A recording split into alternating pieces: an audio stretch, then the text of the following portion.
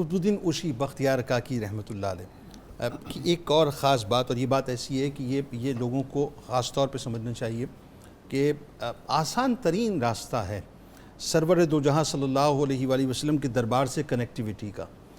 ایک ڈور ہے جس کا ایک سرا آپ کے پاس ہے اور دوسرا سرا وہاں تک پہنچتا ہے، اس ڈور کا نام ہے درود پاک۔ اس کی کثرت آپ کر لیتے ہیں، یہ ڈور آٹومیٹکلی آپ کو جو ہے دربار مصطفیٰ صلی اللہ علیہ وآلہ وسلم میں جا کر کھڑا کر دیتی ہے۔ قطب الدین اوشی بختیار کاکی رحمۃ اللہ علیہ کی جو خاص طور پہ سرکار مدینہ صلی اللہ علیہ وآلہ وسلم کی بارگاہ میں مقبولیت ہے، اس کی ایک وجہ درود پاک بھی بنی۔ تو میں چاہتا ہوں ذرا درود پاک پہ اور اس واقعے پہ اور اس کے فضائل پہ بات کریں۔ جی جنید صاحب، صوفیاء کی جو زندگیاں ہیں وہ منشاء الہی اور منشاء رسول عربی صلی اللہ علیہ وسلم کا مظہر ہوتی ہیں، یعنی جو اللہ اس کے رسول کی خوشنودی ہے وہ اپنے آپ کو ویسے ڈالتے ہیں۔ ان کا تقوی، ان کا کریکٹر، ان کے معمولات سب اس کے مطابق ہوتے ہیں۔ انہی میں سے ایک پہلو یہ بھی ہے جس طرف آپ نے اشارہ کیا، اور ہمیں حضرت خواجہ قطب الدین بختیار کاکی کی زندگی میں یہ چیز بڑے غالب نظر آتی ہے۔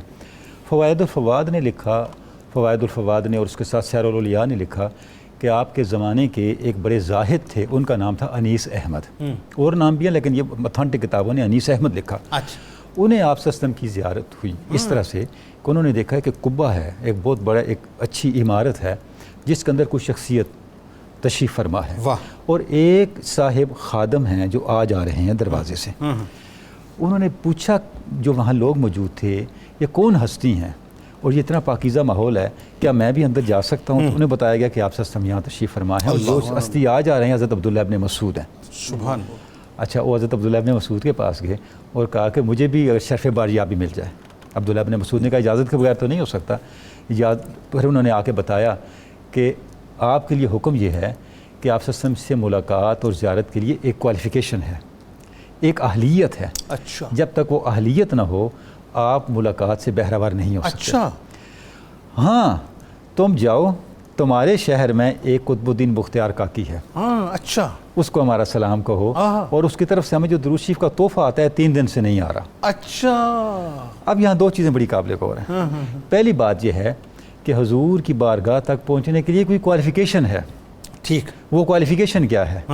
اس کی طرف اشارہ بھی ہم نے، آپ نے، ڈاکٹر صاحب نے اپنی گفتگو میں کیا ہے کہ جب خواجہ بختیار کاکی نے سلطان التمش کے کریکٹر کو جو بنایا، کس طرح بنایا، وہ جو کردار تھا کہ مملکت کی مصروفیات کے باوجود وہ تقوی پہ کھڑا ہے، واہ، بادشاہ کے کردار کا یہ عالم ہے تو درویشوں کے کردار کا عالم ہے۔ واہ واہ واہ واہ واہ، یہ جو کمپیٹنسی ہے یہ پہلی ریکوائرمنٹ ہے، اور اس کمپیٹنسی تک پہنچنے کا ایک راستہ درود پاک بھی۔ کیا کہنا؟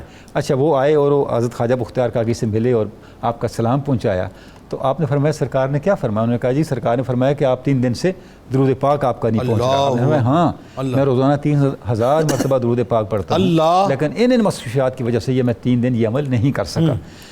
یہ جو درود پاک ہے جنید صاحب، یہ کیا ہے؟ ایک تو جو بات آپ نے کہہ دی یہ کنیکشن کا ہے، ایک سرا ادھر ایک سرا ادھر ہے۔ بنیادی طور پہ یہ امتی ہونے کے احساس کو زندہ کرنا ہے۔ واہ، دیکھیں میرے پاس اس ملک کا شناختی کارڈ ہے، پاسپورٹ ہے، تو میرے اندر یہ احساس ہے کہ میں سٹیزن ہوں اس ملک کا، میں آپ صلی اللہ علیہ وسلم کا امتی ہوں۔ یہ احساس میرے اندر ہر وقت بیدار رہے، یہ زندہ رہے۔ اس کا طریق کیا ہے؟ اس کا طریق درود و سلام ہے۔ اللہ اکبر۔ اس لیے آپ سے نے ارشاد فرمایا، سبحان اللہ، حدیث پاک ہے، قیامت کے دن میرے سب سے قریب وہ شخص ہوگا جو مجھ پہ کثرت سے درود پاک پڑھو۔ سبحان آپ نے ارشاد فرمایا تم درود شریف کثرت سے پڑھو، تمہارا کثرت سے درود شریف پڑھنا تمہارے لیے پاکیزگی کا باعث ہے۔ کیسے پاکیزگی کا باعث ہے؟ بھئی تمہاری پاکیزگی صرف نگاہ نبوت سے ہے، آپ سے کم کا منصب یہ ہے۔ قرآن مجید کہتا ہے میرے رسول تم پہ قرآن پڑھتے ہیں اور تمہارا تزکیہ کرتے ہیں۔ جب آپ حضور پہ درود بھیجتے ہیں، حضور آپ کی طرف متوجہ ہوتے ہیں، آپ کا تزکیہ ہوتا ہے۔ اللہ اکبر، اللہ اکبر۔ باقی ہمارے تزکیے کی جتنی کوششیں ان کا یہ حال ہے۔ قرآن شریف میں اللہ رب العزت نے ارشاد فرمایا لوگ اے میرے رسول، یہ بندے آپ کے پاس آ کے کہتے ہیں پاک ہو گئے، انہوں نے کیا پاک ہونے؟ اللہ ان کو پاک کرے تو پاک ہونے۔ ان کی پاکی کی کیا کوشش ہے؟ ہماری کوششیں تو خاک ہیں۔ حقیقی پاکیزگی کی کوشش اور راستہ وہ ہے جو نگاہ نبوت سے ہم تک منتقل ہوتا ہے۔ ایک بات ذرا بتائیے، جیسا کہ قرآن کی آیت کہ ان اللہ و ملائکتہ یصلون علی النبی یا ایھا الذین آمنوا صلوا علیہ وسلموا تسلیما اللہم صلی علی سیدنا مولانا محمد وعلی آلہ وصحبہ وبارک وسلم، یہ ایک ایسا سسٹم مجھے نظر آتا ہے جو کائنات کا سب سے سپریم سسٹم ہے کہ اللہ اپنے ملائکہ کے ساتھ اپنے محبوب پر درود بھیجتا ہے۔ یہاں جو صاحب میں دو باتیں عرض کرنا چاہوں گا. اب اگر آپ جب میں سوال فلوٹ کر دوں، اب جب آپ درود پاک بھیجتے ہیں، اس کا مطلب جو کائنات کا سپریم نظام ہے، آپ اس نظام کا حصہ بن جاتے ہیں جس کیسے نظام کو بن اللہ جاتے تبارک ہے نا. ہیں؟ کیسے بن جاتے ہاں، ہیں؟ یہ دو بتائیے. باتیں ذہن میں رکھنی چاہیے. پہلا یہ کہ اللہ رب العزت نے کئی احکام دیے ہیں، نماز پڑھو، زکوٰۃ، یہ واحد عمل ہے جس کا حکم دینے سے پہلے نے بتایا میں خود بھی یہ کر رہا ہوں.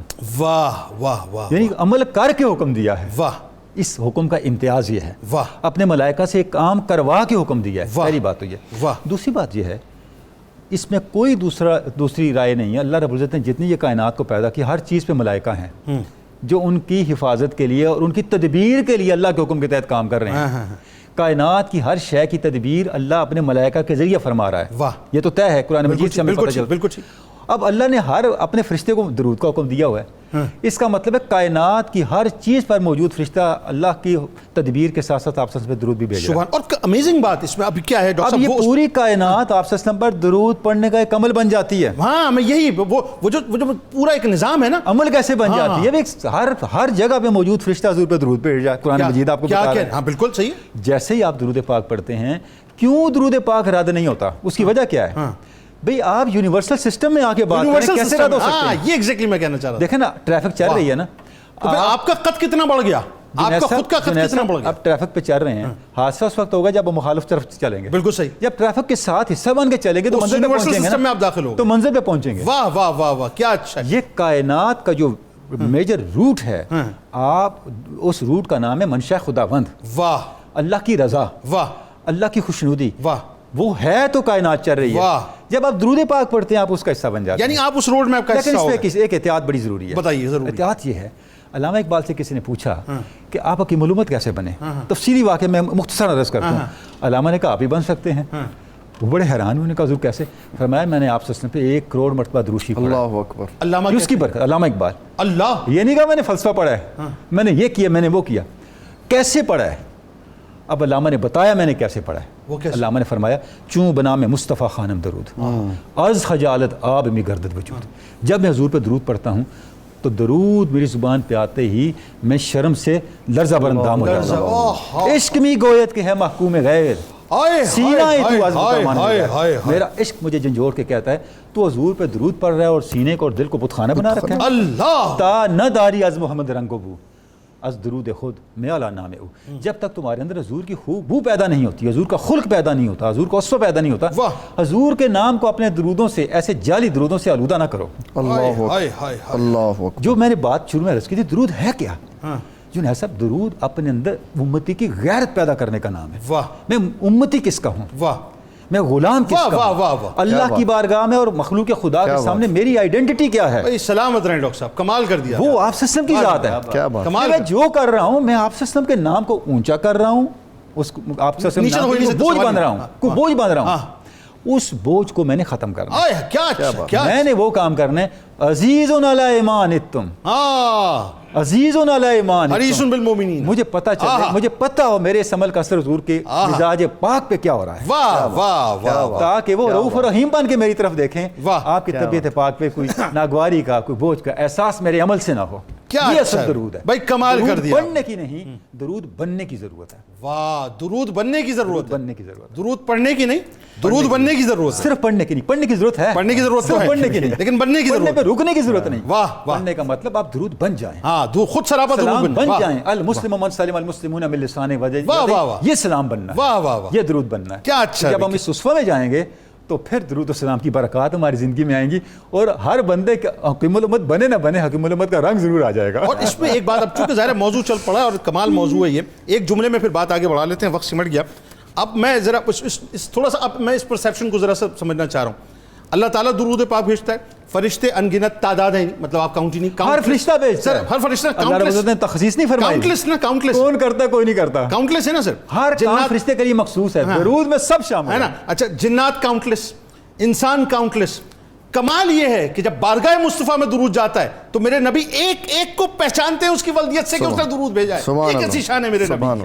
کہ جو کاؤنٹلیس ہیں ان کو جانتے ہیں کہ جی کون کون ہے, اس کو کاؤنٹ کر کے بتلاتے ہیں. اللہ نے علم عطا کیا. واہ واہ واہ جنید صاحب, اللہ نے دیکھیں, میں آپ کو عرض کرتا ہوں, آپ اے ٹی ایم کا کارڈ جا کے دیتے ہیں, ہزاروں کارڈ ہوتے ہیں, وہ پہچان لیتی ہے کس کارڈ میں کیا دینا. مشینوں کو شعور ہے حضور, کیا اچھی بات ہے. یعنی بلا آپ تمثیل, یہ لگاتے ہیں, بلا تمثیل جو ہے تھمب امپریشن لگاتے ہیں. واہ واہ واہ, ہزاروں تھمب امپریشن لگ رہے ہیں, آپ کے پیسے آپ مجھے کے نہیں ملتے, impression میرے ان کو نہیں واہ ملتے. واہ واہ, اللہ کے بندوں, مشینوں کو شعور ہے, حضور کو نہیں ہے. کیسی بات کرتے ہیں. درود پاک آپ کا وہ روحانی امپریشن ہے جو بارگاہ مصطفیٰ صلی اللہ علیہ وآلہ وسلم میں آپ کے ایکسس کو جو ہے فوراً کھول دیا گیا. حضور آرے کی فریکوینسی پہچان. واہ جی واہ, کیا بات.